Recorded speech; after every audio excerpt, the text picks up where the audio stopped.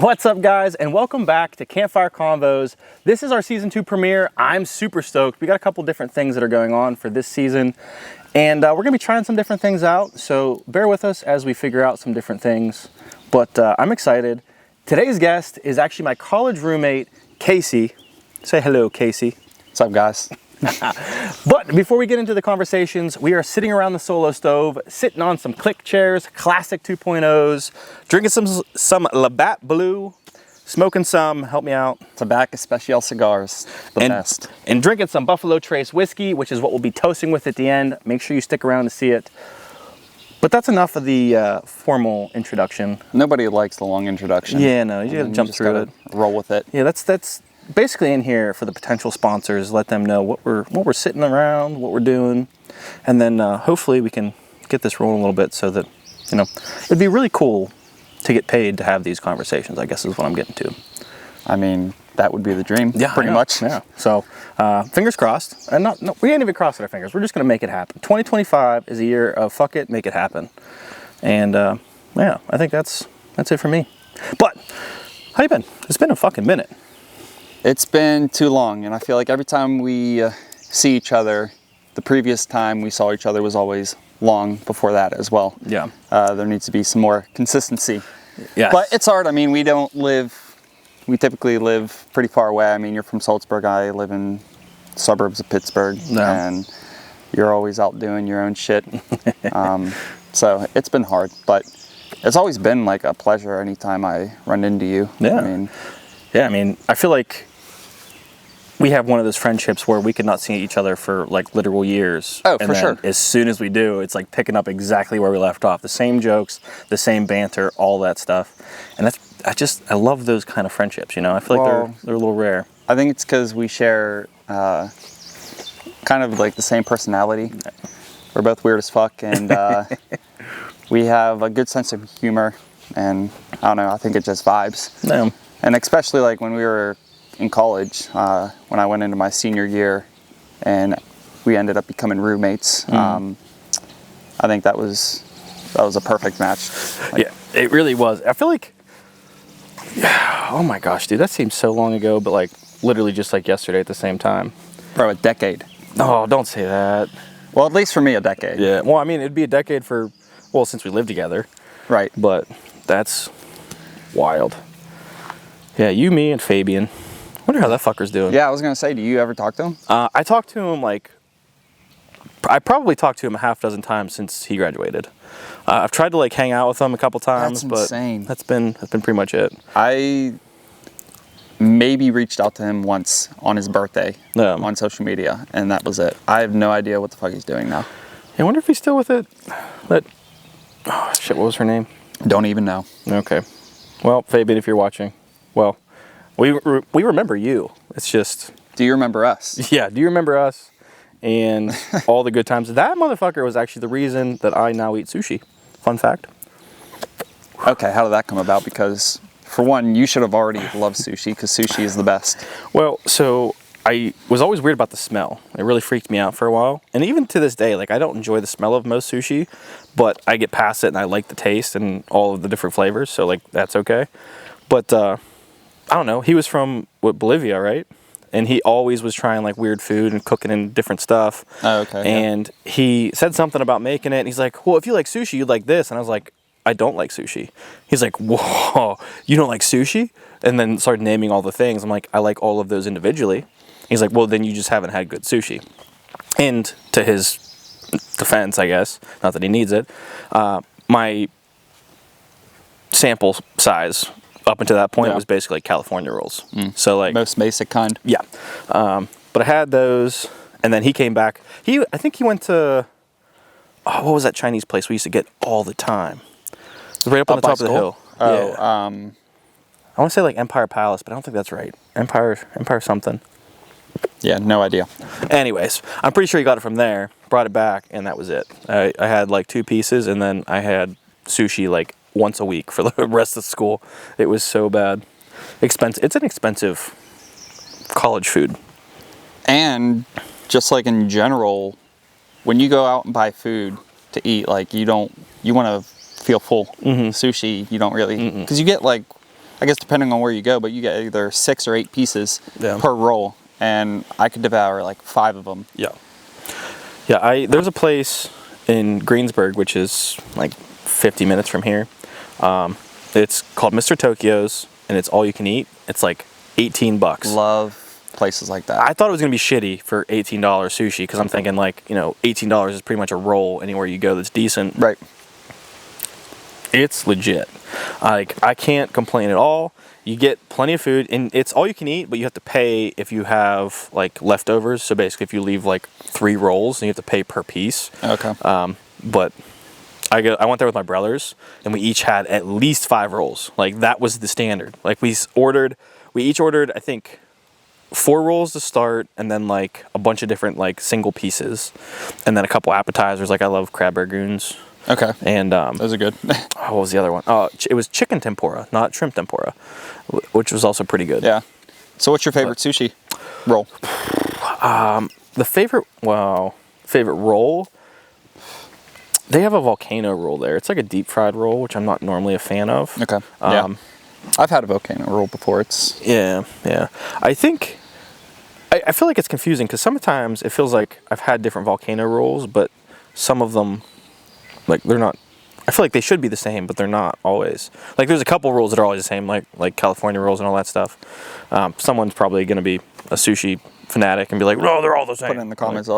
I swear I've had a volcano roll that wasn't like this one. But from Mr. Tokyo's, it's sliced like diagonal. It's like a little pointy piece, so it's like a little, but it's deep fried, and it's so fucking good.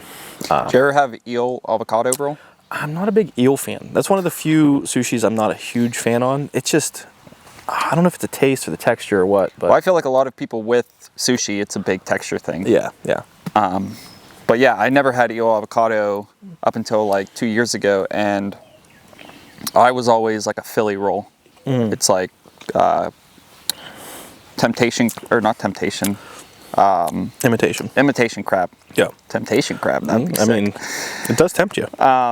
And what is the cheese? The cream cheese? Cream cheese. Yeah.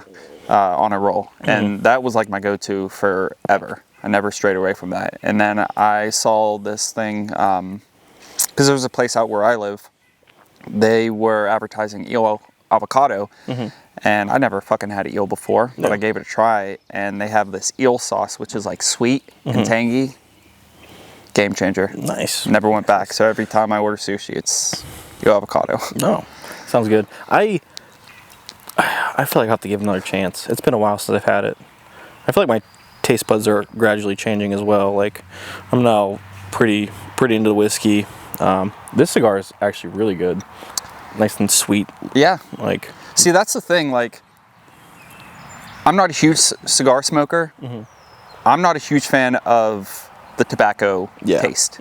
So, like, I never really got into like smoking cigarettes or anything. And even like people have tried to offer me like chew, and I'm like, you literally just taste like tobacco, maybe with like a hint of whatever the flavor of the chew is. But no, this is good. It's smooth. It does have a sweet. They called it like, forget what the actual flavor is, but I actually got these for all my groomsmen when I got married, and everyone loved them. So I just stuck to them. Could definitely see why. Yeah. Yeah, I don't mind tobacco flavor.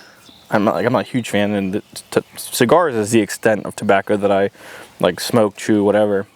But it lingers so much longer. Like, if you have a tobacco flavored anything, you just taste it for like 7 days. Yeah. I don't like that. Like, if I taste it even the next day, like, oh, to this day, the worst cigar I ever had was on my 21st birthday at the casino. And it was like an $8 cigar.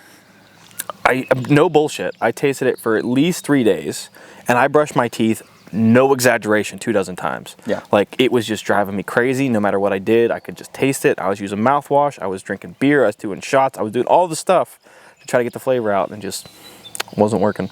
Yeah. But I've definitely noticed that too. I've gone out a handful of times with some of my buddies, and the day after, and even the day after that, it's just like, this taste is still in my mouth. And like, I enjoyed the cigar as I was smoking it, but the aftertaste, I could do without.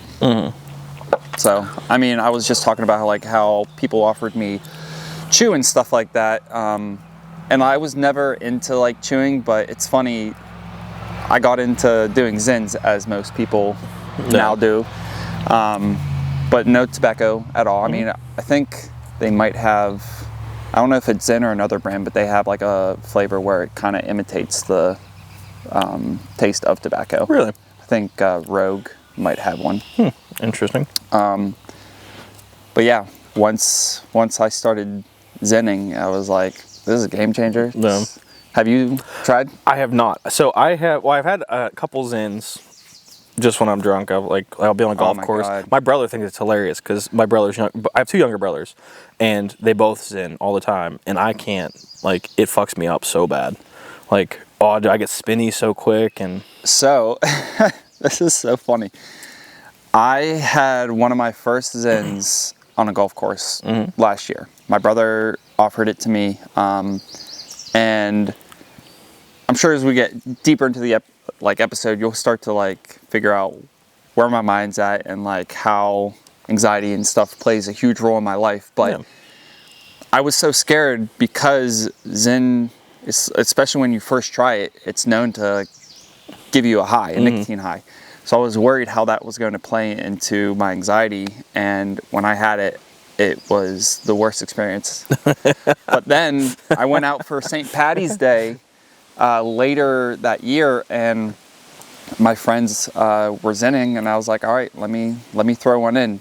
So on top of Zinning, I was also drinking, and then on top of that, I had to go into work at 5. This is when I worked at Putt Shack. Okay. So I, to no exaggeration, went to Putt Shack fucked up. And if they knew that, I probably would have been fired on the spot. Like, it was bad.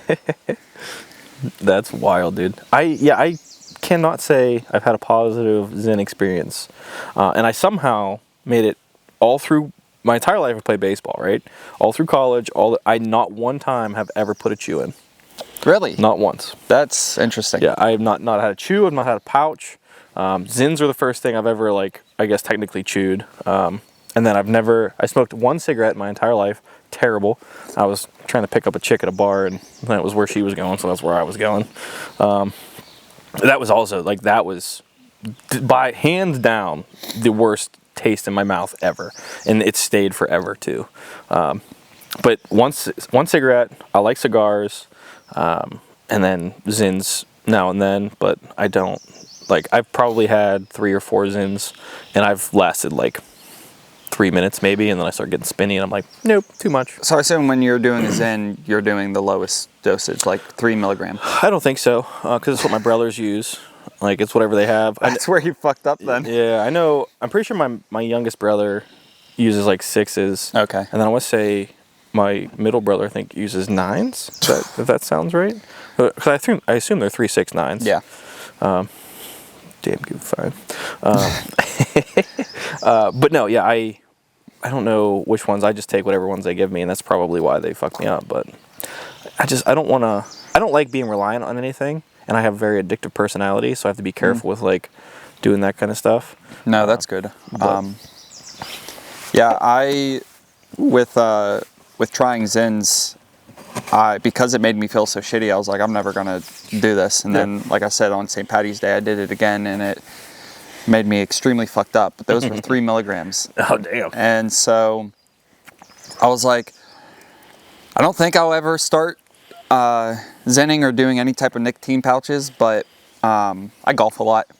And as you know, on the golf, people like to drink. Oh, yeah. You know, kind of get like something going there. And just every time I went out, like I was always with my brother and his friends, and they would just throw some Zins in. So I would just throw some Zins in, and over time, like, it became more enjoyable. Yeah.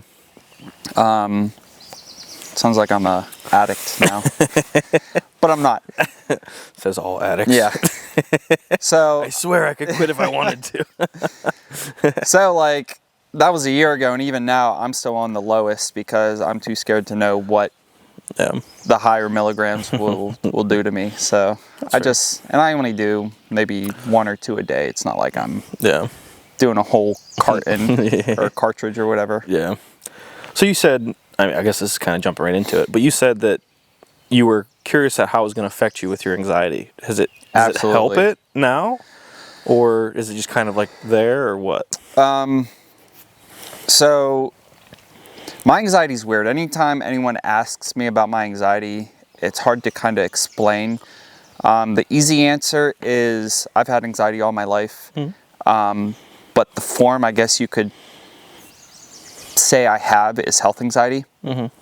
Where like a lot of people have just generalized anxiety. They can't be in big crowds, or certain situations get to them. So yes, whenever I first tried zinning, it fucked my anxiety whole up. Like I was more anxious than I was without the zin. But over time, and I feel like they've done studies on this, but nicotine kind of helps people calm down.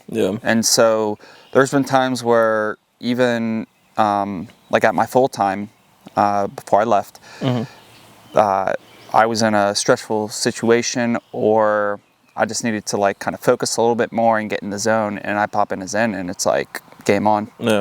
So it's kind of helped, but not to the point where it's like I'm reliant on zins to help me with my anxiety. That's not the case at all. Yeah, from the people that I've talked to, the focus and the memory are the two things that people seem to really get out of it. And I think that's why I'm so terrified to start, because those are the two things I struggle with the most. And if I find something that's going to like fix it, I feel like I'm going to be like, oh, 3 works. How's a 9 do? I can remember everything. Like, so that's what's, I've just heard consistently, especially the focus thing, like just get you in the zone. Like my dad has chewed forever, and he always chewed for baseball and then driving, or his like two, like if he's doing either of those things, he has a chew in like the whole time. And I think it's in part, I don't know, at this point I think it's subconscious. He's like focuses to drive and does that. But there's a lot of situations that I could be in where I'd be like, I could use a little extra focus. And that would be. Ever try Adderall? No. Me neither, but I've heard great things. Yeah, no, I've been offered lots. I made it through college without having Adderall. I've never been prescribed Adderall, so I feel like that's another thing that I should probably not dive too much into. So no, I feel like that's definitely a thing that people become really dependent on. And like, don't take my word for this. Someone told me this. Okay. Adderall is just a form of an opioid. So I think it's literally meth. Yeah.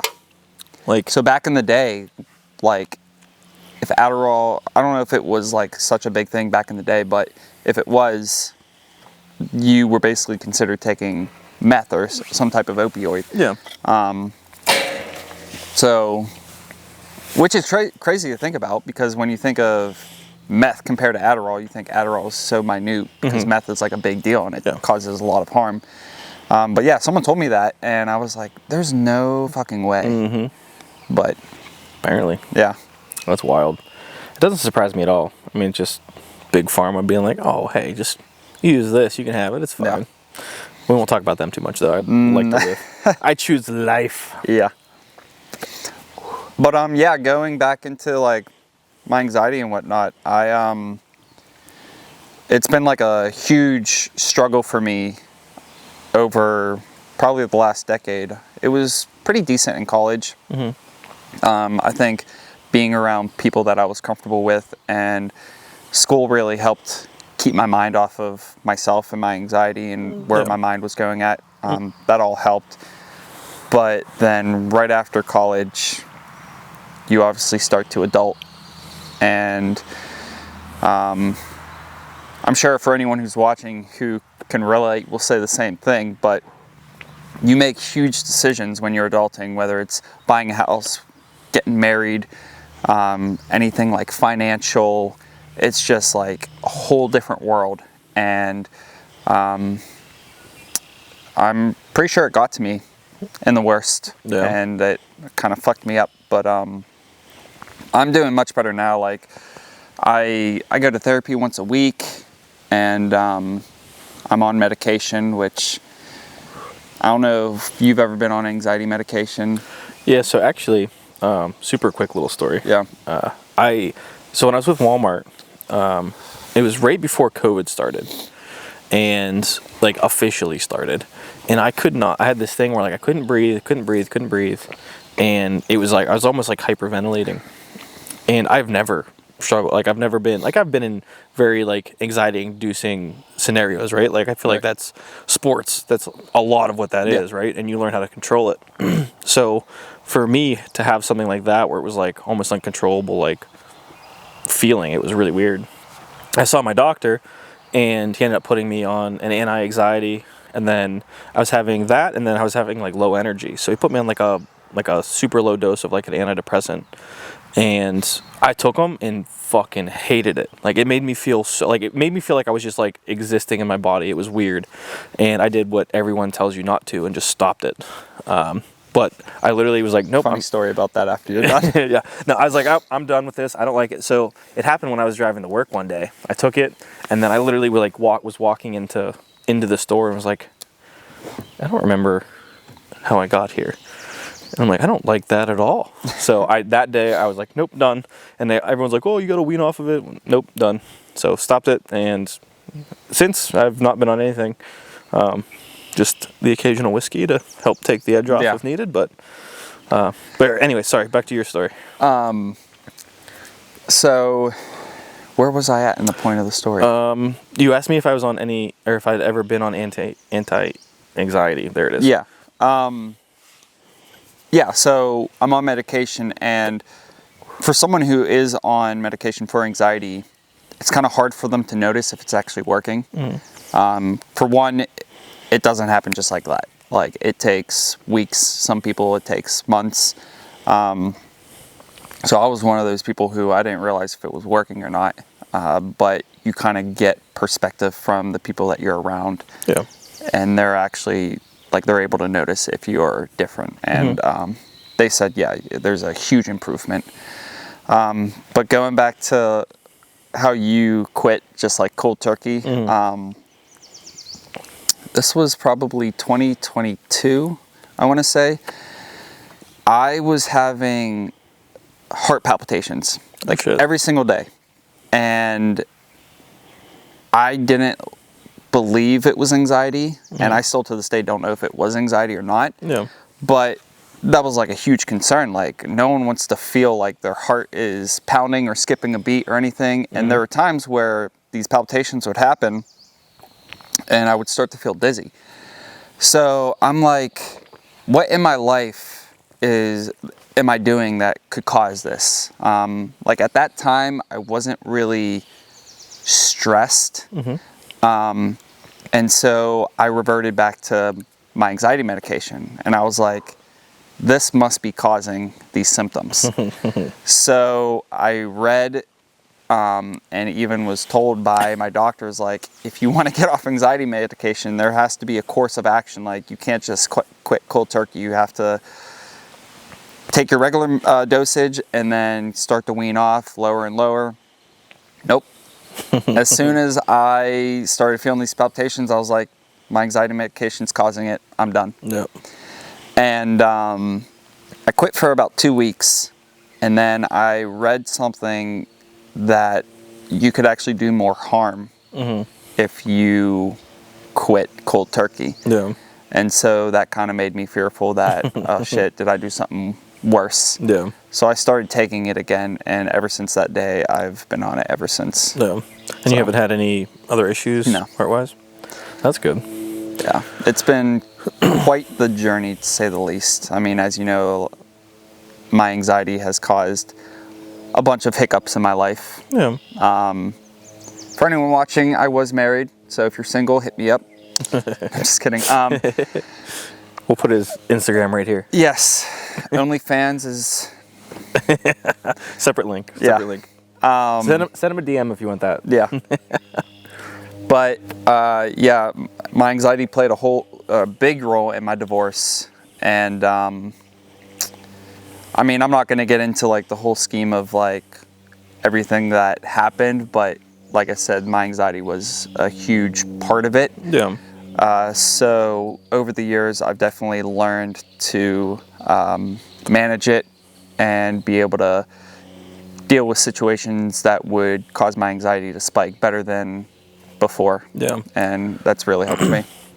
I feel like it sucks that it happens this way, but for a lot of people, it seems like when you have a major life event like that happen because of something you're dealing with, it can force you to kind of learn how to deal with it. Did it do that for you? Oh, for sure. I mean, I believe to this day that things happen for a reason, and it was a blessing in disguise. Yeah. As much as I didn't want to believe it, because I mean, I was head over heels for this girl, and we both had the same mindset of like wanting to start a family and just be happy. But for a marriage to actually work, like you both have to be happy. And when you start having kids, like you got to be the best role model you can be for your kids. Yeah. And if I'm going through that anxiety and stuff like that, I don't know if I would have been the best role model. But like I said, it's taught me a lot. And because of that happening, I believe I was able to grow and kind of figure out like what my anxiety actually is and how to deal with it. Yeah. Well, that's good. Yeah, like I said, it sucks that has to happen for it to happen, but it's good that at least something positive can come from it. And I think that's for sure. I mean, what is behind us? Oh, it's a squirrel. Sorry. Literal squirrel. Anyways, no, I feel like, shit, what was I just going to say? Damn it, squirrel. You're saying that you're happy that it sucks that it had to happen, but you're happy that it did because, Yes. I mean, anyone who's listening, who's listened to even more than one episode, you've probably heard it, but the everything happens for a reason is something I always go back to because it sucks so bad in the morning, or in the moment rather, where why the fuck is this happening? Why me? Why is it happening? What is the purpose? What am I going to take from it? Whatever it is, and then eventually it clicks. It's like, oh, that happened, so this could happen, so this could happen. Yeah. And again, you don't want to believe it most of the time because you're just so stuck in that feeling that you're currently feeling. And it sucks, especially like, I don't know that I've struggled to the same depth as some people listening, so I don't want to make it seem like I'm downplaying it all. But the mental stuff, right? Like being depressed, being anxious, being whatever. I feel like I've had stints in my life where that's happened, and it's so, for me, it's been imperative that you focus on getting out of it yourself and just continuously reinforce like the it's not happening to me, it's happening for me, and this feeling now isn't forever. And once I nailed those two thoughts, it really pulled me out of so many dark places. Like, just, I don't know, the not wanting to get out of bed for days at a time, the not wanting to accomplish shit that normally made you happy, all of that stuff just being like mute, like it just doesn't do anything for you. And then being able to pull yourself out of that. I think there's two different ways, right? Like pull yourself out or get pulled out. I think it's very important.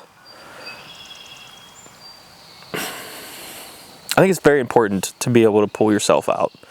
I think there's sometimes where I think it's a little harder than you might want, but, and this might be me because I'm cocky, but like I can't see anything where I can't pull myself out. Like whatever it is, I know there's going to be a purpose. I know I'm being tested. I know whatever it is, it's going to put me where I need to be to accomplish the things that I'm meant to accomplish. Right. It might not be what I think I'm going to accomplish now. Like I grew up my entire life thinking I'm going to be a professional baseball player and go do all these things. And did you really? I did. I really did. What a fucking tool bag. My dad was on the Olympic team. My uncle played for the Dodgers.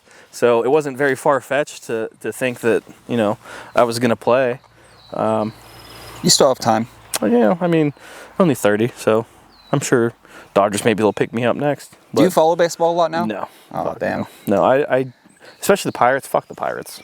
I'm going record. Fuck you, Bob Nutting. I don't like you at all. Sell the team. Oh, it makes me so mad. I want to love the Pirates. It's the most beautiful ballpark ever. It's just run by a bunch of fucks. Yeah. It pisses me off. No, growing up, I was never into baseball. I never played baseball. I was more of a hockey person and football. But once I got older and like really understood the game and going to just PNC Park in general, like that's an experience in itself. Yeah. I got pretty into baseball, and even now, I try to watch every game. If not, I always watch the highlights. But it is just very disappointing being a Pirates fan. Yeah. And like, the one thing I can't wrap my head around is there's been teams in the past, like the Pirates, who have sucked for years and years and years, but they made a change in something. Like, I don't know if you remember when the Astros were in our division, they were the worst team year after year after year. And they go to a different division and they've already won a World Series. Like, they're doing great things. Like, I just don't know why the Pirates can't follow suit. And I feel like a large part of it is because Bob Nutting. And it's just very unfortunate for those diehard baseball fans that love the Pirates. I would absolutely love, and I don't think this is realistic, but Mark Cuban buys the Pirates, come back to Pittsburgh. I've heard so many people say that. Bro, oh, that would be amazing. Mark my words, if Bob Nutting sells the team, within 3 years, they're at least playing in a World Series. Mark my words. Here's what I've said, or heard. If he sells the team, it's going to be to his kids. Oh, fuck. Well, that doesn't count. If it leaves the Nutting family, Okay. then within 3 years. But expect if he does step down, there's going to be other Nuttings to nut all over the team. They're going to nut everywhere. Yeah. Bunch of Speaking of nutting, Oh, no, I'm just kidding. really follow his OnlyFans now. No, let's get into some juicy stuff. Okay. You have something juicy you want to get into? Oh boy, there's too many things to count. Okay, I mean, I'm just gonna bring up past times, but like, so when we were in college, Yeah. I'm trying to remember what year I met you, because it wasn't when we roomed together. Yeah, no. Oh, well, I don't know if I should say it like this. Well, it's statute of Dude, just say limitations or fuck something. My freshman year, you bought me booze. You bought me my first ever bottle of booze. I don't remember that. And you bought me a bottle of Absolute. If I get arrested because of this, you're coming to jail. I was underage, and this guy bought... No, I'm just kidding. For the record, I was of age my freshman year. It was a weird freshman year of college, for the record. I was 21 going into college. don't do the math on that. You got held back in kindergarten like 8 times. It wasn't even kindergarten. It was like 3rd grade. But yeah. So I met you your freshman year. My freshman year, yep. So am I a year older than you? Yeah, I think so. So I would have been a sophomore. Yeah. Okay. Well, I was going to ask, so like, how were your college days, like, relationship-wise? I know you had one girlfriend that you had for a while. Yeah. So my freshman year, I got a girlfriend like halfway through. And she went to Pitt. And she was a great girl. But she ended up moving back home. And as soon as she talked about moving back home, which was out towards Philly, I just wasn't. Philly. Yeah, for real. I just wasn't for the distance, so we ended up going separate ways.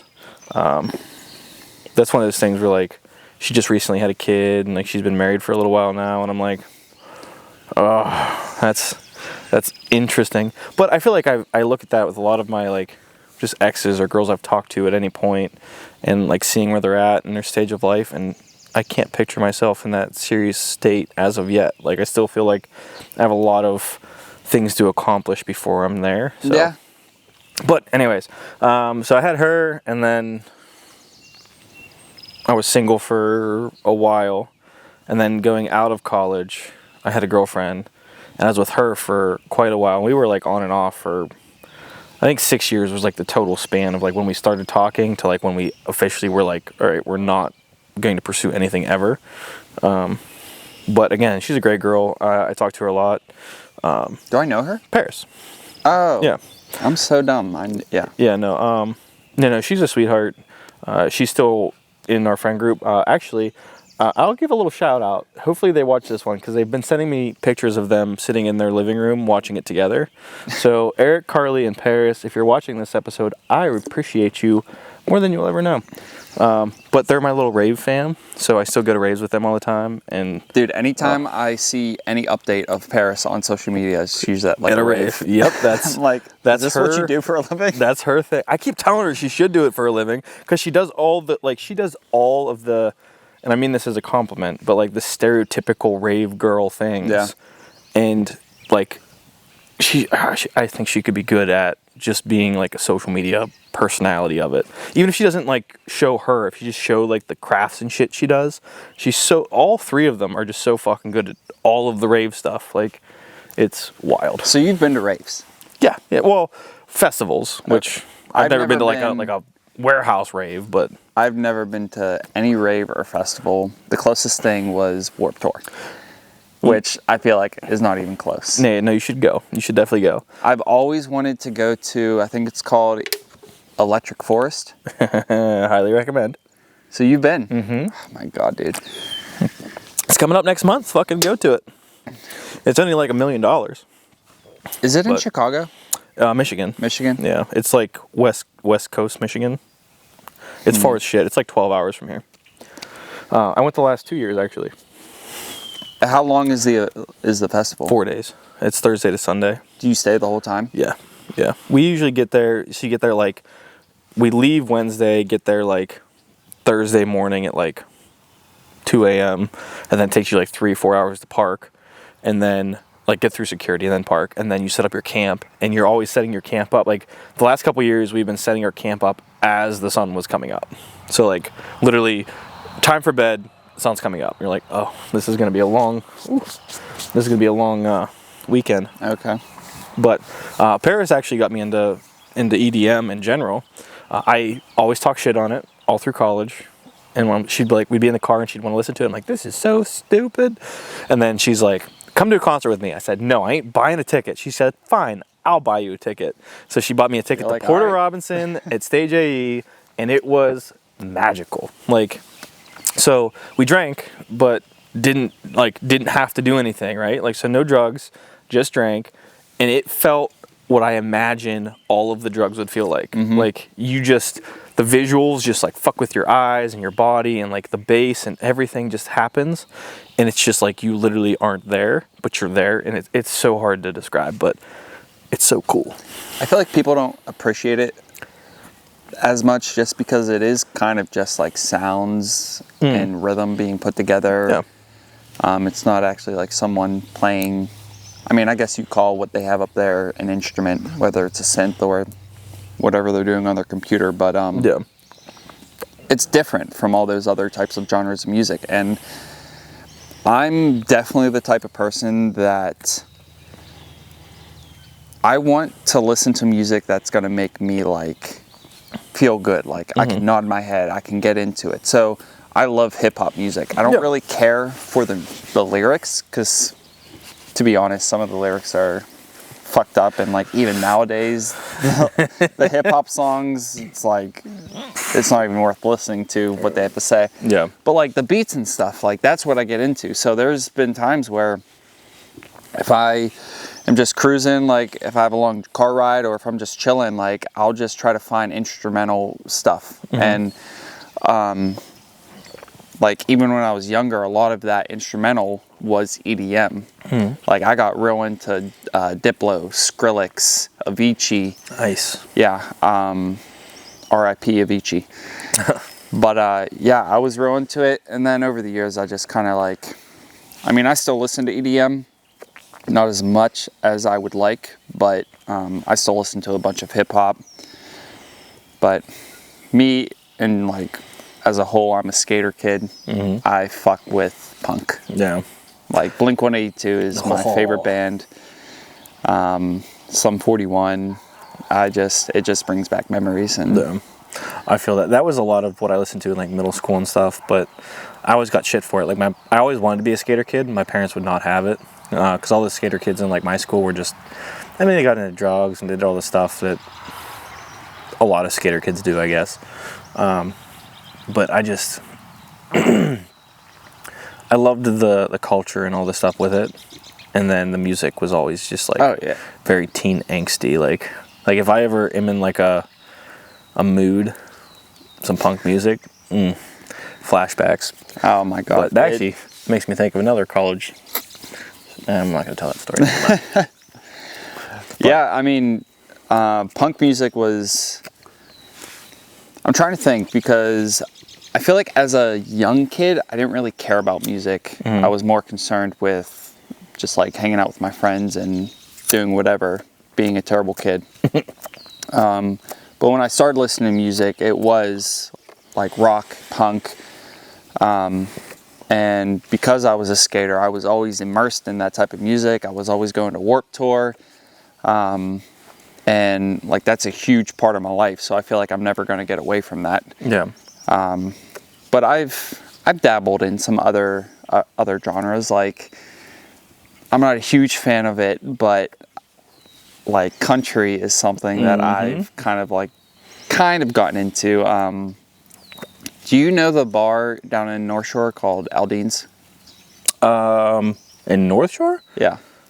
I didn't know there was an Aldean's in North Shore. Yeah, so like two or three years ago. It's not in Tequila, right? Like, no, that's separate. So yeah, it's right across. It's where the old Bettis Grill was. Oh shit! Okay. Yeah, they built Jason Aldean's bar, and I frequent that bar with some of my buddies, and they obviously play country. Yeah. And these girls nowadays, all they fucking like is country. So, I mean, if you're trying to be with a girl, you just gotta, I don't know, say you like country. Yeah, bite the bullet at least. Yeah. No, I don't know what, I grew up on country and rock, and that was like my parents, all my dad listened to. I don't know what people listen to. Like, I drive back roads all the time. Like, there's literally dirt roads everywhere. I don't know what you listen to with the windows down on a dirt road besides country music in the summer. Like, what you're gonna listen to fucking Blink-182 on a back road? No, you're gonna put country music on. You're gonna listen to it about drinking beer and driving with the windows down. Yeah. While you're driving with the windows down and hopefully not drinking a beer, but like maybe when you get there. I mean, what's wrong with a road soda? I don't encourage that. Yeah, I fuck with a lot of things. Drinking and driving, not one of them. I do think that everyone's limit should be different though. Like, I feel like I could drink a good bit more than the average person and still drive way better than the average person. But I get the need for it, so. But that's way different topic. Yeah. All right, we need to get back to our serious topics because we keep going on these little side tangents. We're never going to get through this episode. It's going to be a 7-hour episode. No, that's fine. How long are we at? 52 minutes. Holy shit. Man, this is going to be a good one. For all those people who are watching and sticking with us, we appreciate it. Yes, we do. As a thank you, at the end of the episode, I would be willing to show some skin. I was expecting you to say butthole. I'm not going to lie. Which, is that the skin you're talking about? No. Like I was saying before the episode, if you have an OnlyFans and you're showing your asshole, that's the least attractive part of the body. And I get people are into that, but like, come on. I mean, we'll have to agree to disagree, I think. You would show your asshole? I would not show my asshole. I think there are other more unattractive parts, though. Okay. That's not a topic for this podcast. Okay. We don't kink shame here, though. Link right here. I don't know if Mitch can put it on the screen. I show my big toe. And all the crazy shit I do with it. You'll be surprised. I feel like this is gonna blow up, and then you're gonna have to start an OnlyFans for your big toe. No, that'd be hilarious. Casey's and their big toes. It's a thing. Anyways, okay, back to college. All right, we have to get like one or two more like serious topics in, and that's gonna have to be a wrap. Because if not, we are literally gonna be a 3-hour episode. And we're already at my longest, I think. So I guess that's good news. It is. It is. Yeah, normally I'm just... How long was his? 54 minutes, I think. Fuck you, Shrek. Just kidding, I love you. Yeah, is that... Yeah, well, no more questions to the background, sorry. All right, back to the topics. All right, so for you, for college, was it... I don't know, was it just her, or did you have other girlfriends in college? No, I was single my whole entire career of college up until my senior year. Yeah. And that was whenever I met a girl that we won't name, but yeah, I was very upset that I was single.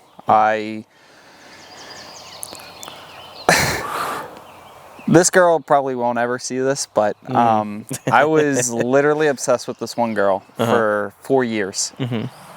And there were a few times where we tried to make it work and it never did. And looking back, like, I'm glad that, like, I guess it didn't, just because we kind of went our separate ways. And she's amazing right now. She has a awesome husband, and she has, I think, 2 kids now, or maybe just 1. I haven't talked to her in a while, but yeah, I was single throughout college, and yeah, I met that one person my senior year, and yeah, that was the start of something real, which was good. But yeah, whenever I went to college, I was like, oh dude, I'm gonna get so much pussy, it's gonna be crazy. And that was not the case. I mean, bitches be weird in college. They definitely do. They definitely do. But no, my overall college experience, even though LaRoche was a very small school, you didn't get like the full college experience, like if you went to Pitt or Penn State or something like that. Yeah. It was good. Like, I met amazing people. Like Robbie, my roommate, he's one of my best friends. I still hang out with him all the time. Mike, my other roommate, we're still good friends, but he's off doing his own thing, beating his dick. Like, I got to meet you, I got to meet Fabian, I was involved in a lot of stuff. I was involved in the ski club and stuff like that. So it was definitely a good time. But if I had to do it over again, I probably wouldn't go to college. And I feel like many people think that way.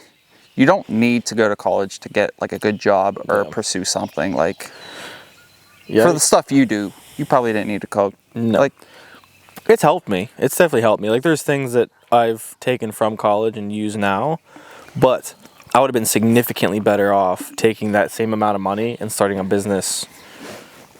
Like if I'd put the same amount of money I spent on college into a business, there's no way I would have failed. right. You know what I mean? But I pretty much took the amount of money that I spent on college and then put it into a business, and then I was in double the debt.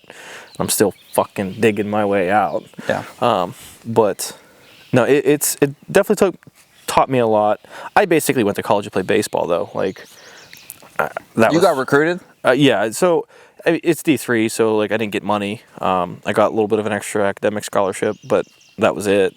And I was already maxed out on the academic. Like, my SATs and all my scores were high enough to get me like the highest tier or whatever. But I was getting recruited. I was looking at D1, D2 schools, and I had some offers, but no one was going to pay me to go there. Right. Like no one was going to pay me more in athletic scholarships than I was getting academic scholarships from LaRoche. And then the coach came and watched me play and said that they wanted me, and his thing was, hey, I know you're getting D1 looks, I know you're getting D2 looks, you could be on a pretty good D1 team, probably a pretty good D2 team, or you can be on a championship D3 team and get some rings. And I was like, Which you did, right? I got four in a row. We actually, I think the year after me also won, so it was 5 in a row, and then they fucking sucked after that. I think his name was Chase. Was he the coach for all that, or manager for all those? Yeah. For my time there, he was there while I mean, he built the program, did an outstanding job with it, and then after I graduated, they had one more good year, and then he left to do. He got recruited by like the Detroit Tigers to be their hitting coach. So he left for that, and then once he left, it just kind of fell apart. But he was a crazy fuck, great coach, great dude, craziest motherfucker I've ever met, and I've met some crazy motherfuckers. Yeah. So I'm sure. Skip, if you're watching this, you know you're a crazy fuck, but I do appreciate you. No, he taught me a lot of hard lessons. Had a lot of, tough talks, and I think that has taught me a lot of stuff going forward into the professional world. Not being afraid of those conversations, because in high school and even in college, you're like, I don't want to hurt someone's feelings, and I don't want to get yelled at. And then now I'm like, dude, fuck you. Like, you have a problem with me? Tell me you have a problem with me. Yeah. We could figure it out. But no, it was pretty much for baseball, and I wouldn't change that bit at all. Going to the World Series and all that stuff was just, no amount of money can pay for that. Like, you don't get a second chance at it. You get one shot, and I had a pretty good run, so I was fortunate. Are you close with anybody that you were on the team with? Nope. Nope. I moved away. I was pretty close with a couple of guys on the team during college, but I don't know. Almost everyone that I was really close with got really into their careers, and a lot of them got into really high-paying, good jobs. But I had some different goals. I got into Walmart right after college, so fuck that place. I dove into that. Yeah, fuck that place. But yeah, I just doing what I'm doing now. I don't see too many. Reach out to everyone, reach out to some of them every once in a while, but nothing consistent or crazy. So, but that's good. Yeah, I'm sure if I reached out or whatever, I'd probably be able, if I ran into one of them, it'd be, oh, hey, what's up? Catch up for a minute and then fuck off. But yeah. But yeah, a lot of good guys on the team. A lot of fucks, but a lot of good guys. I feel like that's most everywhere you go. But so, because we're coming to the end, yes, let me tell one more story. All right, before you do that, if you don't mind, shameless plug. If you would like to buy us a fire or a log to put on the fire, we're going to try to figure out how to put a link down below so you can buy us a log. Same as buy us a coffee kind of thing, but keep the fire going. That was the most cheesy way I could have said that, but I hope it got the point across. Just for the record, you can't buy my log because there's nothing there. You can see the log though. At that link over there in the OnlyFans, see the log. The twig. It's got to be at least like a branch or something. Dude, many people are going to be like, what the fuck is going on here? I'm sitting here and I'm like, what the fuck? Where is this conversation going? So, I don't think we've ever butted heads. You probably don't remember this, but there was one time where I could not stand you. Oh shit, okay, yeah. And it was just me being like OCD, but me and you, we shared the same bedroom. Mm-hmm. And then Fabian, he had his own room. Mm-hmm. So I was a very organized and clean type person. I think I know where this is going. And Mitch over here, I think he said he if he does tend to get messy, he will make sure he to clean shit up. Weeks on end, man. This guy would leave his shit on the floor and not pick it up. And it got to the point where I had to say something. So there were a few times where I'm like, Mitch, just fucking pick up your shit. You're like, dude, I will. And it just wouldn't happen. But other than those experiences, because like I said, I can be a neat freak. I really so badly wanted you to clean your shit up. But other than that, we have been, I don't want to say we've been so close because we haven't really seen each other, but for me, you don't really have to see someone every day to be close with them. Yeah, I agree with that. If there's a mutual understanding and a mutual feeling of where you guys are at in each other's lives and what you mean to each other, this fucking man did my engagement photos. And I'm not gonna lie, those engagement photos were the most beautiful things I've ever seen. So another plug, hit this guy up. And so even though we don't get to see each other a lot, I just want you to know, like, you have a place in my heart, like always. And it sucks we don't get to hang out more, but we have our own separate lives. It's going to be hard, but we should make it a point to at least try to see each other, whether it's going out for drinks or whatever, to like just see each other more, or just whatever. Yeah. Like even doing this without the camera. Yeah. I am down all the time. You just gave me goosebumps for the record. You got me all I tend to make people cry. in my feels. You'd be pressed to get me there, but I'm feeling those feelings, you know. But no, I truly appreciate you, and you also will always have a place in my heart. You're one of my great friends all through college. You were there for a lot of my good moments, bad moments. Yeah. All of the stuff, and it was great being there for you at the times where I could be, and I wish I was there for you a little bit better when you might have needed it. But I feel like we might be at a place now where we can, rekindle the friendship a little bit more and maybe go do some stuff. Have this fire, go on some trips, just Unless hang I out. move to Akron. I mean, if you do that, I'll just come visit. It's fine. But no, it sucks that everything happens for a reason. So it's hard to say, I wish I would have did this. I would have did this differently, because I'm very much like I did what I did. It put me here, right? It put us in this moment now. But going forward, I think it would be great to have some more bro time and just hang out, drink some beers, drink some whiskey, and just bullshit. Bro, you Talk can about get life. me more into whiskey. Like I said, I'm big into old fashions, but just as like a whiskey drinker, no experience. I drink Bullet, and I've had Jameson and Jack Daniels. That's about it. We can definitely fix that.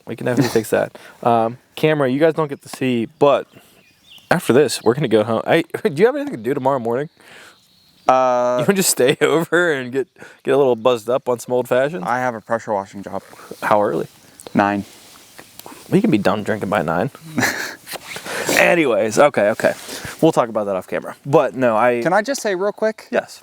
that I don't think I've ever said this word to you, Uh-oh. but I appreciate you. Oh, I appreciate you too. No, just from seeing where you have gone after college, like you worked at Walmart, and I know you were treated very poorly there. Mm-hmm. And what you're doing now with the podcast and just your overall like being and how you're getting your life going, like I don't know. It just means a lot because I have that same mindset. Mm-hmm. And it's just like kind of like a fuck yeah, dude. Like get yours. Like do what you want to do. Be happy in this life. Not many people get to do that. Yeah. And if you are pursuing something or have an idea or of wanting to pursue something, like you should follow your dream and you should follow what you want to do. Like, did you think after college you would be sitting around a campfire doing this shit? Probably not. Nope. But you're here and it seems like you absolutely love it, and the community that you have built loves it. So I really appreciate you. And I will say, going back to the whole laundry on the floor story, we did make up, clearly, but the way we made up is we 69'd. So you can see that on our OnlyFans. Yeah. No, but that's all I have to say. I just wanted to let you know. I really, really appreciate that, man. Yes. I don't even know how to put that into words. It truly means a lot that you feel that way. So Yeah, thank I you. mean, yeah. I appreciate you appreciating. But all right, Let's get to it. let's get to our little toast of the. You still have a good bit of whiskey in there that you were supposed to drink. Bro, are you fucking kidding me? What, you still have a good bit of whiskey. We both do, so we have to finish this so I can pour our final shot, because you said the whole vibe was me pouring the shot. Can't you just pour more onto this? Do you want to shoot more than that? That's a big gulp. Oh my fucking God, dude. I'm not driving home tonight. That's what I'm saying. You didn't even fucking... No, you're going to have to pour another one. Well, I finished mine. All right, well, we're going to do another one after this, but... Dude, that is so good. I've never had Buffalo Trace. It is so good. I love it. Hold on. This tastes so good. If you want to send us cigars, I like sweet ones. If you want to send us whiskey, I like almost any of them.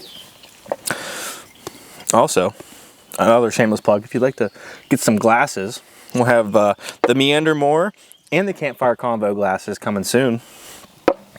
These ones are courtesy of Carla. If you've been around, you know her. Fuck yeah, Carla. Oh, well, too much. Damn you. For anyone listening, she just flipped us off.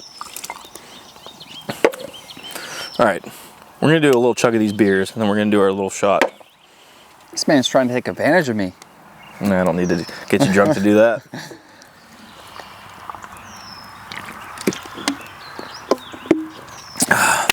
That's a good beer. It is. Oh, All right, man. excuse me. Cheers to sitting around a campfire with a college buddy, telling some life stories and hopefully helping someone out there get through some shit. Yeah, absolutely. And get through shit ourselves. Much Cheers. love, brother. Appreciate you. Oh, yeah. Can't forget that part. Shit.